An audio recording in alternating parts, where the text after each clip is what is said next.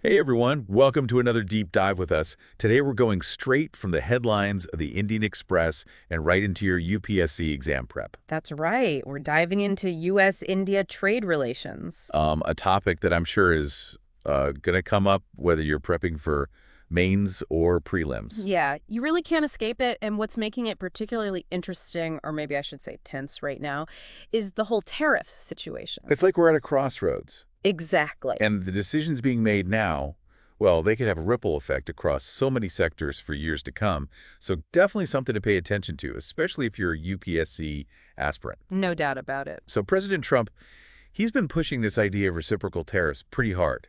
Yeah. Basically saying, India, your import duties on some of our products, especially cars, are just way too high. I mean, we're talking over 100% in some cases. Yeah, it's a bit eye-popping when you see those numbers. And he's saying that's not fair, so we're going to hit you with similar tariffs. And this isn't happening in a vacuum. This whole approach from Trump, it's part of a larger trend, this move towards protectionism. Oh, absolutely. We've seen it play out globally. Yeah. Think back to those trade wars a few years back. This is kind of an extension of that mindset. Countries prioritizing their own industries, their own workers. Right, even if it means disrupting those global trade flows that we've all kind of gotten used to. Yeah, the whole system gets a shakeup. Okay, so where does this leave India? It's kind of a tough spot, wouldn't you say? Definitely. On the one hand, they're trying to negotiate this bilateral trade agreement with the U.S. Which, on paper, could be huge for both economies. Totally. But on the other hand, they're also trying to, well, get some relief from the tariffs on steel and aluminum that Trump, already imposed earlier. It really makes you wonder, are those two goals even compatible? Yeah, is that even possible? Can India really secure a trade deal that works for them while also pushing back against tariffs they see as unfair? It's a delicate balancing act. And the stakes, well, they're pretty high. I mean, think about this from the perspective of a UPSC aspirant. How would you analyze India's options in this situation? Right. What factors should policymakers even be prioritizing? Food for thought. It's not a simple answer. It's not just about picking a side, is it? Definitely not. And it gets even more complicated when you consider that, well, Trump isn't exactly known for sticking to trade deals. Right. I mean, he scrapped NAFTA, replaced it with the USMCA. But even then, he still ended up slapping tariffs on Canada and Mexico. So even if India gets a deal, there's no guarantee, is there? It's that unpredictability. It adds another layer of complexity, makes it incredibly difficult for India to plan a long-term trade strategy when the rules of the game keep changing. How can you? Exactly. It's like playing chess with someone who keeps moving the pieces around. A good analogy. So we've talked about the politics, but what about the actual trade numbers? The U.S.-India trade volume, it is massive. Oh, absolutely. It's a significant relationship in terms of sheer volume. But there's this trade deficit from the U.S. side, and that's something Trump keeps bringing up. Oh, yeah, he won't let that one go. So is that always a bad thing? That's where things get interesting. A trade deficit on its own, it's not necessarily a bad thing. It really depends on the context. Okay, so how should our UPSC aspirants be thinking about this when they're studying this issue? Well, for starters, they should look at what's actually being traded. What types of goods are we talking about? What are the reasons behind that deficit? Is it because of, say, differences in how competitive the industries are, or are there other factors, like currency valuations, government policies? Right, those can all play a role. Exactly. So it's about digging deeper, looking beyond those headlines. Like we're doing right now. Exactly. And that's crucial for those UPSC exams. It's not just about memorizing facts and figures. You need to understand the nuances. Apply these concepts to real-world situations. Okay, so let's get into some specifics now. What about the potential impact on different sectors in India?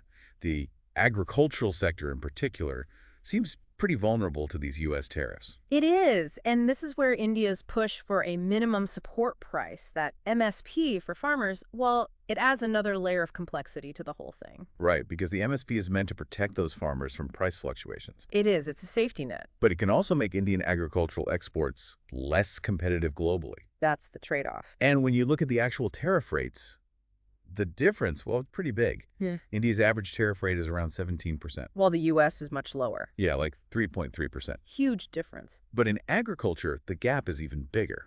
India is at 65%. The U.S. is at just 4%. That's a massive disparity. And it could really hurt Indian farmers. No doubt. Imagine having to explain this in your UPSC mains exam. It's a chance to really show what you know, not just about economics, but social issues too. Right, the impact on food security, Yeah. rural livelihoods, it's all connected. It is. And those UPSC exams, they really want to see you make those connections. Analyze those complex issues from multiple angles. That's what it's all about. Absolutely. It's not just about analyzing the problem, though. It's about finding solutions, too. Right. What can India do to mitigate the negative impacts of all this? That's got to be on the minds of policymakers. That's the kind of strategic thinking those UPSC examiners are looking for. Okay, we've covered a lot here. We talked about the tariff battle, the trade deficit, the impact on agriculture. But there are two other big sectors we need to discuss: We do. automobiles and pharmaceuticals. These are major industries for India, Huge. and they could be significantly affected by all this. Absolutely. Each of these sectors has its own unique challenges and, of course, opportunities. And we're going to dive into those in the next part of our deep dive. So stay tuned. More UPSC-focused insights on U.S.-India trade relations are coming right up. And don't forget to hit that like button and subscribe to our channel for more deep dives into the topics that matter. See you back here soon. All right, UPSC aspirants, welcome back. Before the break, we were talking about those tariffs and how they could really hit Indian farmers hard. Yeah. But let's shift gears a little bit and talk about another piece of this whole puzzle: the World Trade Organization, the WTO. Okay. The U.S. seems to have some issues with how it's running things. Right. Yeah, the U.S. has been pretty vocal about its criticisms of the WTO. They argue that it's become, too bureaucratic, kind of outdated, and that it's not really doing what it's supposed to do, promoting free trade effectively. But isn't the WTO supposed to be like the referee of global trade? Mm-hmm. Making sure things are fair, preventing those trade wars we were talking about earlier. That's the idea in Yeah. theory, but the U.S. feels like the system is, rigged against them in a way, especially when it comes to something called special and differential treatment, or SDT. Okay, SCT, what is that? Basically, it gives developing countries like India certain advantages, like longer timeframes to implement trade agreements. I see. And also higher allowable tariffs. So the U.S. is saying, hey, wait a minute. Some countries are using this system to their advantage, and it's not a level playing field anymore. That's their argument. They're particularly concerned about China, benefiting from SDT while, in their view, not really playing by the rules of a truly open market. But this impacts India too, right? Absolutely. So UPSC aspirants, imagine you're writing an essay for mains about India's role in the WTO. How would you explain this tension, this push and pull between developed and developing countries? How would you analyze the arguments for and against SDT? It's complex. Yeah, it's not just some abstract debate, right? It has real implications for India's policies, its place in the global economy. Real world stuff. Exactly, the kind of thing those UPSC examiners love to ask about. Oh, for sure. So let me ask you this. What happens if the WTO actually gets weakened? What could be the consequences of that? Especially for a developing country like India that relies on global trade for its growth. That's a big question. And, it's something to think about. A weakened WTO, it could lead to, more uncertainty. Potentially even more of those trade wars we talked about. With countries just making their own deals, sidelining the WTO. Exactly, ignoring the rules. And that would make the whole global trading environment way more unpredictable. And that hurts everyone, right? Especially developing economies. They really depend on a stable, rule-based system, one that gives them a fair shot at accessing those global markets. So wouldn't it be in everyone's best interest, India included, to ensure that the WTO stays strong, even if it needs some, reforms, some updates? You're absolutely right. Reforming the WTO while keeping those core principles intact, that's crucial. And that actually brings us to another important point for those UPSC aspirants out there. What strategies can India use to navigate this whole complex trade landscape, especially with all this uncertainty surrounding the WTO's future? Okay, so let's dive into those strategies. Earlier, we touched on diversifying markets. Yay. What does that look like in practice for India? Well, for India, it means looking beyond its traditional trading partners, like the U.S. So not putting all our eggs in one basket. Exactly. Spreading the risk. Building a more resilient export strategy. Makes sense. Think about Europe, Southeast Asia, Africa, regions with economies that are growing and where demand for goods and services, It's on the rise, and those are things India can provide. So creating this like diverse export portfolio, one that Yeah. can handle those ups and downs in any single market. You got it. Now, another strategy we mentioned was joint ventures with American companies. Right, right. How would that work? What would be the benefits for both sides? Well, you can think of it as a collaboration, a win-win. Joint ventures allow Indian companies to access American expertise, their technology, their distribution networks. And what about the American companies? Well, they get access to India's market, which is huge and growing fast. So it's not just about competitions. It's about, working together, Yeah, leveraging each other's strengths. exactly. Creating partnerships that benefit everyone. I could definitely see this being something you'd have to analyze in a UPSC mains exam. Oh, absolutely. Weighing the pros and cons, suggesting ways to make those partnerships even more effective. It's about taking those economic concepts and applying them to the real world. Okay, and the last strategy we talked about was setting up assembly units in the U.S. But wouldn't that be expensive? Complicated, especially with all these tariffs going on. Yeah, it might seem a little counterintuitive at first, Yeah. but it can be a pretty smart way to get around those tariffs. By assembling the products in the U.S., Indian companies can avoid those heavy import duties, Right. and they get better access to the American market.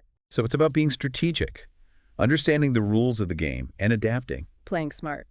All right, we've covered a lot of ground here. The WTO, diversification, joint ventures, even setting up shop in the U.S. It's a lot to take in, It is. It's complex. but it's fascinating stuff, isn't it? It really is. It's the world we live in.